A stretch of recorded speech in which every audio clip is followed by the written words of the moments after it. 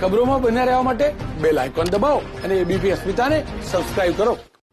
કચ્છમાં બગાયતી પાક લેતા ખેડૂતો માટે સારા સમાચાર આવ્યા છે.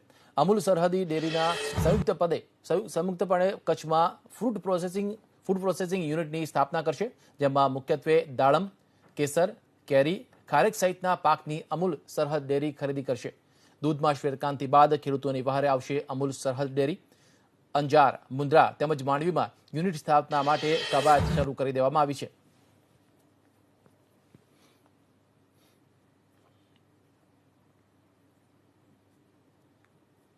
એટલે ખેડૂતોનો ઉત્સાહ ભાંગે નહીં અને પૂરતું વળતર મળે એના માટે દાડમ, એના પછી છે કેસર કેરી, જે લગભગ સમગ્ર ભારતમાં પ્રખ્યાત છે. જુનાગઢ વંથલીની કેરી પછી આવતી હતી, અત્યારે મોસ્ટલી જે વધારે નિકાસ કેસર કેરીનો થાય છે. એ પણ એવી સિઝનમાં કેસર કેરીનું ઉત્પાદન હોય છે. વરસાદ નજીક હોય, વરસાદ થાય એટલે એ કેરી પાકી જાય અને પછી કોઈ ખાય નહીં, એટલે એના ભાવ ઉપજે નહીં. એમાં પણ વેલ્યુ એડેડ કરવું જરૂરી છે.